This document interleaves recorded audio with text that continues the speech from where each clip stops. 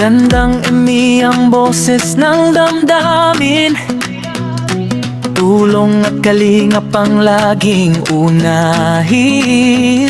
Personal vlog muna.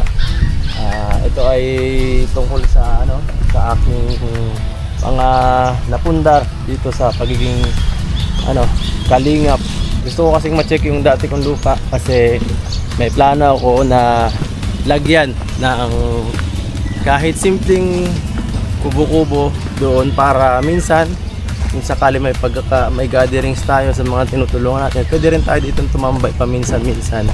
Oh, mga kalingap, napakalawak ng lupain ni Papa Eds, no?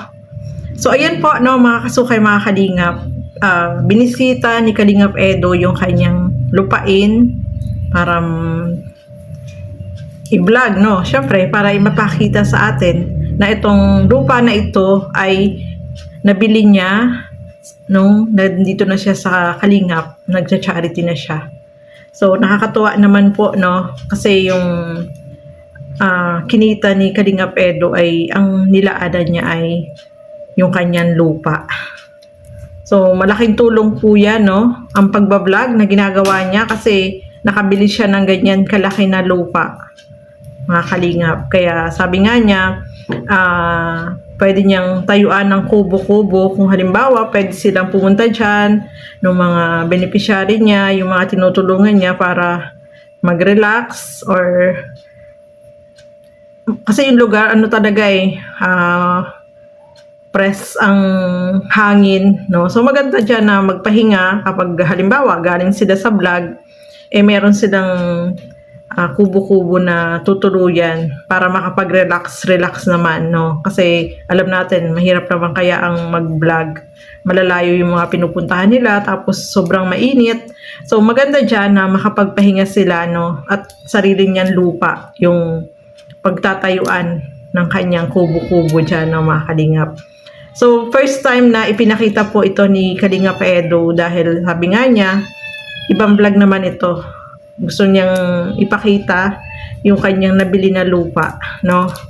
So, ang lawak, no, mga kalingap? Ang lawak ng lupa at talaga naman, no?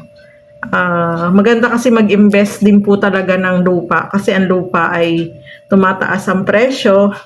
So, magandang investment po ang lupa, no, mga kalingap? So, ituloy pa po natin. Makikita nyo guys, wala tayong makikita magandang dito na pwedeng pagtayuan kasi sobrang damo guys. Halos hindi kumain. Unbearable. Medyo ang pangit, di ba? Dahil sa kung hindi natin kaya ito kasi ayusin mag-isa kasi sobrang hirap.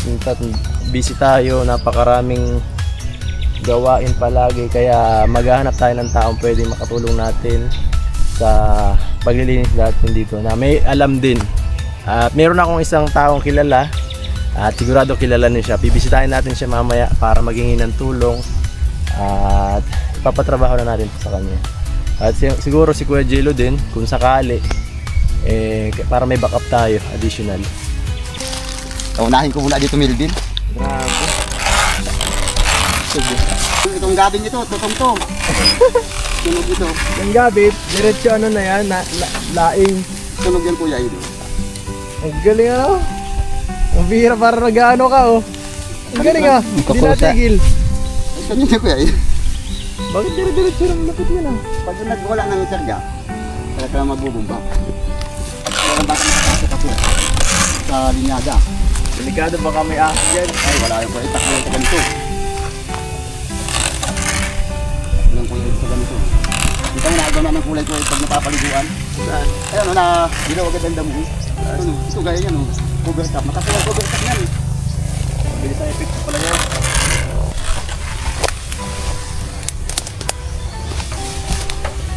Hanggang papaliguan natin ito. Tatlong araw lang ko Saan na yun? Baka makalabas ako. Diretso ba yung fight? Diretso doon? Diretso lang yan. Baka tayo makalabas.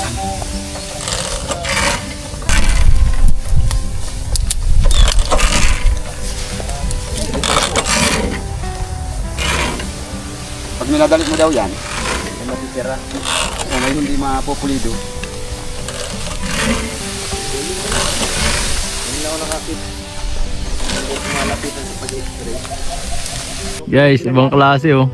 Ang ganda. Baka sabihin ko.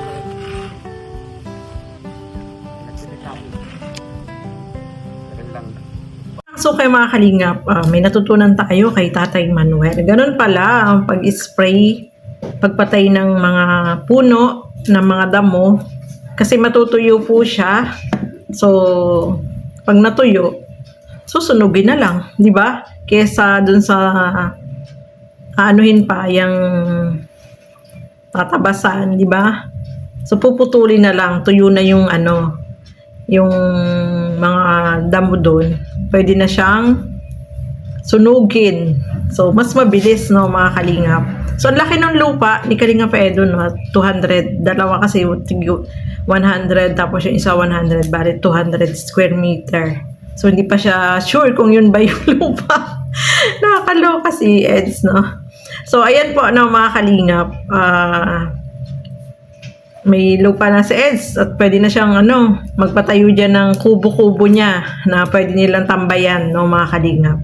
So, nakakatuwa kasi nga buti na lang nandyan si Tatay Manuel na marunong pala siya kapag mga ganyan na mga malalaki yung mga puno, tapos masukal, ganun pala ang ginagawa nila. Ini-sprayhan para masunog ang mga puno. So, mabilis na yun. Anuhin na lang yun. Susunugin, no, mga kalingap. At sabi nga ni Kalingap Edu, sa susunod, mas maraming tao para pag puputulin yung mga puno, mabilis matapos, no, mga kalingap. So, congrats kay Kalingap Edu kasi nga, meron na siyang lupa. At pwede niyang, pwedeng tayo bahay, no? At saka pwedeng gawing farm or hindi natin alam kung anong gagawin niya dyan. Pwedeng taniman ng mga halaman, no? Kasi pag mga ganyan lugar, pwedeng taniman ng halaman para mapakinabangan yung mga itatanim na gulay, no, mga kalingap. So, abang-abang na lang tayo kung ano yung gagawin niya dyan sa kanyang lupa, no, mga kalingap. So, ayan po, no, maraming salamat po sa inyong walang sawang panonood at pagsuporta dito sa aking mga ginagawang reaction video. At least dito sa video na to, may natutunan tayo kung paano gagawin kapag ganyan nakakapal yung mga puno. Kailangan palang isprayhan para masunog yung mga puno, yung mga damo, no, mga kalingap.